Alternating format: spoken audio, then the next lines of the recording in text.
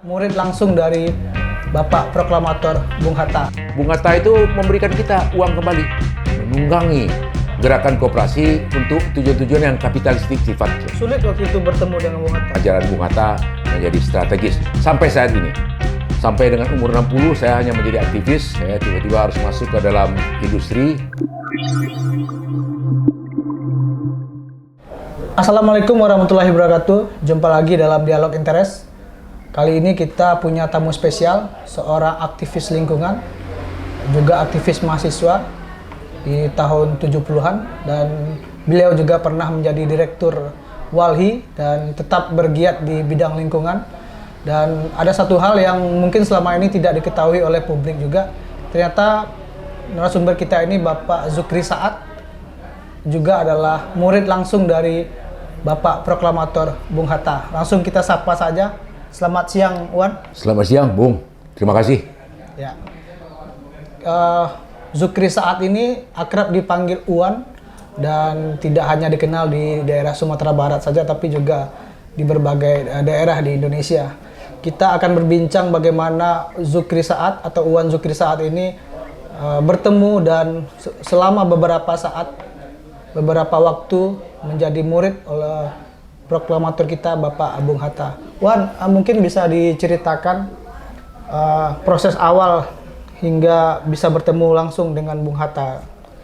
Ya, terima kasih. Saya interaksi dengan ayah Hatta ini, yaitu pada tahun 75 akhir dan 76. Tahun itu Indonesia sedang menggalakkan untuk mendirikan patung proklamator di Jalan Pegangsaan Timur 56 dulu, yang sekarang sudah jadi Jalan Proklamasi. Ya, waktu itu mau didirikan patung, ada demo-demo waktu itu dari kalangan mahasiswa dan intelektual, dan saya bersama teman di Bandung, kami mendiskusikannya. Dan kemudian kami membuat suatu artikel yang dimuat di halaman 4 Kompas waktu itu, bergengsi zaman waktu itu. Bung Hatta, jangan mewarisi kami patung, warisin kami ajaran. Itu judul buku yang kami, judul artikel yang kami tulis waktu itu. Di Kompas, kita kirim ke Kompas, dimuat di halaman 4, dan kemudian kami menunggu reaksi terutama dari Bung Hatta. Waktu itu Wan semester berapa dan kuliah di mana? Saya berkuliah di ITB waktu itu baru semester 1, ya, awal. Dan waktu itu kami punya kelompok mahasiswa Minang di Bandung. Dan kami mendiskusikan hal-hal yang berkaitan dengan Indonesia secara keseluruhan. Karena kita percaya betul Republik ini berdiri dikontribusi secara cukup efektif, cukup dominan oleh mereka yang berasal dari Minangkabau, Sumatera Barat. Tapi itu kan kalau tahun 1 itu, semester 1 itu kan artinya baru tamat SMA, tapi udah punya daya kritis seperti itu. Betul, saya sebetulnya menganggur setahun. Ya, saya sebetulnya harusnya masuk tahun 75. Tapi karena tidak terima waktu itu, saya baru masuk tahun 76. Dan pada tahun 75 selama setahun itu saya bertualang. Saya sampai ke NTT waktu itu dengan program naik turun truk yang ada, sampai kemudian di NTT. Dan yang saya sangat berkesan waktu itu, saya di dekat di Bali. Saya ketemu di satu tumpukan sampah, ya, ada pohon mawar, bunga bagus sekali, dan saya pada tingkat terobsesi bahwa apapun sampah di situ, tapi mawar tetap merekah dan mengeluarkan harumnya. Walaupun belum tentu juga akan mengharumi bekas sampah ini, tetapi pada saat itu atas dasar fitrahnya mawar ini tetap mengeluarkan harumnya. Sampai kemudian pada saatnya layu dan mati. Itulah yang menganu saya, jadi apapun yang terjadi, saya bilang saya harus lakukan sesuatu. Itulah dasar saya. Untuk itu saya kemudian mendatangi beberapa titik-titik masyarakat miskin, dimulai dari Jawa Barat, Jawa Tengah, Jawa Timur, sampai Bali, dan sampai ke Kupang. Itu waktu nganggur tuh waktu ya? Saya menganggur. Jadi ada sekitar 3 bulan saya berjalan waktu itu, dan saya sampai pada kesimpulan kita harus berbuat sesuatu. Nah, waktu saya terima di ITB, ya saya ingin melakukan itu, maka kemudian kami mencari bentuk. Ya. Nah, salah satu, saya bersama kawan-kawan di Bandung mendiskusikan apa yang harus kita perbuat nanti, apalagi nanti setelah lulus kuliah. Nah itulah jadinya kemudian saya berkembang menjadi aktivis di kampus. Saya juga kemudian menjadi aktivis kelas 1 ya. Saya di Dewan Mahasiswa, salah satu ketua departemen, ketua DM ITB untuk pengabdian masyarakat dan pengembangan teknologi. Ya, jadi itu posisi saya waktu itu, posisi puncak saya di ITB waktu itu ya itu. Itu waktu menulis itu sudah menjabat atau baru masih proses? Masih proses. Ya. Jadi 10 tahun kemudian setelah saya lulus dan kemudian saya sampai dengan umur 60 saya hanya menjadi aktivis.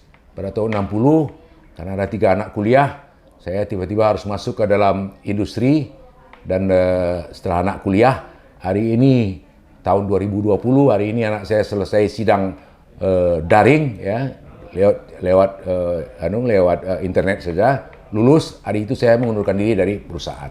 Oke. Itu cukup panjang juga perjalanannya.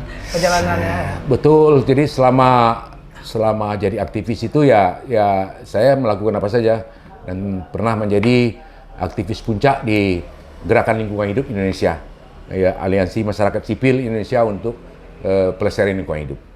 Ada pengaruh Bung Hatta terhadap kiprah? Betul. Jadi pada tahap-tahap awal ideologisasi saya terbentuk pada waktu Republik Indonesia ini ingin mendirikan patung Soekarno-Hatta di Jalan Pegangsaan Timur 56 itu, yang sekarang jadi Jalan Proklamasi. Itulah yang menurut kami tidak setuju. Buat apa patung? Kemiskinan ada di mana kok bikinnya patung? Waktu itu yang membuat saya kemudian kepincut dengan idenya Bung Hatta dan kami melakukan appeal ke Bung Hatta waktu itu. Waktu itu dalam tulisan itu juga mengkritisi Bung Hatta atau gimana? Kita mengkritisi pembuatan patungnya. Okay. Jadi jangan warisi Republik ini dengan patung, tapi warisilah dengan ajaran. Nah, itulah dasarnya saya kemudian melihat ajaran Bung Hatta menjadi strategis sampai saat ini. Ya, di tengah-tengah situasi yang semakin kapitalistik, semakin borjuis dan dipengaruhi oleh sekarang yang kita sebut sebagai oligarki, saya kira pikiran-pikiran Bung Hatta akan semakin relevan untuk menjawab tantangan ini. Tapi bisa bertemu langsung dengan Bung Hatta itu kenapa? Ini kan sudah keluar di Kompas, tapi apakah tidak puas dengan hasil tulisan itu atau gimana? Ya, kami setelah tulisan itu sampai, kita tidak dapat respon, ya kami mencoba mencari cara untuk ketemu dengan Bung Hatta. Itulah kami Jumatan kami di di masjid di Matraman Dalam itu, tempat Bung Hatta yang selalu sholat Jumat di sana. Pada saat itu kami berinteraksi sama Ayah Hatta ini, dan itulah yang membuat kami mencoba mencari cara untuk belajar secara mendalam dari ahlinya. Sulit waktu itu bertemu dengan Bung Hatta, Pak? Mestinya tidak ya, tapi karena kami kan harus kuliah nih di Bandung nih. Jadi baru setiap Sabtu malam kami dari Bandung, Sabtu tengah malam sampai di Jakarta pagi dan kita ketemu Bung Hatta. Awal bertemunya di masjid? Awal bertemunya di masjid Matraman Dalam. Seperti apa ceritanya waktu itu? Iya, kita ada yang mengatakan Bung Hatta selalu sholat di masjid ini. Maka kemudian kami cari cara untuk sholat Jumat di masjid itu, dan kami menyaksikan satu orang tua yang sudah tua, sepuh ya, diantarkan oleh ajudan ke saf di mana dia biasa setiap Jumatan duduk. Dan itulah yang kami tunggu, dan kemudian setelah selesai Jumatan, kita tunggu Bung Hatta selesai sholat sunat dan sebagainya, kita samperi, kita dekati. Apa kata pertama kepada beliau waktu itu? Ya, ini kami dari Bandung, sudah dari Bandung, panggil ayah. Panggil ayah ya? Panggil ayah, karena kan sudah sepuh ya waktu itu Bung Hatta. Udah 70 lebih ya, karena Bung Hatta kan lahir 1902 ya. Pada waktu itu tahun 76, jadi sudah berusia 74 tahun waktu itu. Nah, kita nyatakan, kita yang dari Bandung, kita yang menulis di Kompas, kita menolak untuk dihadiahi patung. Kita mau diberikan ajaran. Nah, jawaban Bung Hatta? Untuk itu, oke, kalau gitu Ananda ikut. Maka kita ke rumah Bung Hatta, ke Diponegoro, Jalan Diponegoro. Hari itu juga. Ya, dan disediakan makan waktu itu di sana, di lantai atasnya tempat pustakanya Bung Hatta. Dan kemudian kita secara bertahap, terus minggu ke minggu, saya kira 6 bulan ya. Tapi tidak selalu ya, tergantung jenis ujian kami di Bandung. Jadi di ITB waktu itu selalu ujian itu hari Sabtu sore. Nah, setelah ujian kami siap-siap, kemudian Sabtu malam kami tengah malam berangkat ke Jakarta, turun di Matraman, ada rumah om saya di sana, mandi dan sebagainya. Sebelum jam 8 kami sudah hadir di depan rumah Bung Hatta, di Jalan Diponegoro. Waktu pertama kali menginjakkan kaki ke rumah kediaman Bung Hatta itu, setelah Jumatan itu seperti apa? Nah, pas teng jam 8, Bung Hatta buka pintu. Oh, sudah datang ya, Bung. Keesokan harinya atau? Nah, hari Minggunya. Oke. Hari Minggunya.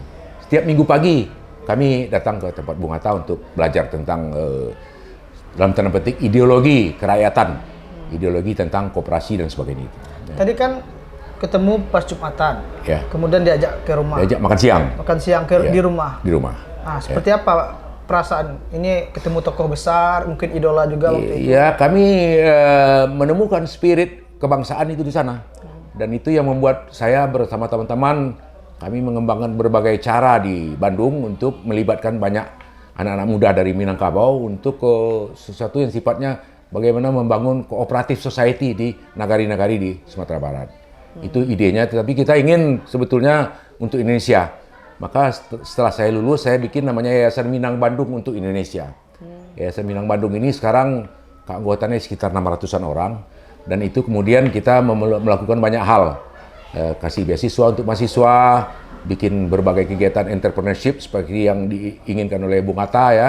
Tiap-tiap nagari harus tampil dengan potensi yang ada di sana dan maju bersama sesama anak nagari. Nah, itu yang saya lakukan dan pada tahun 85 saya pulang ke Padang, saya mengambil basis bersama kawan-kawan saya di INS Kayu Tanam.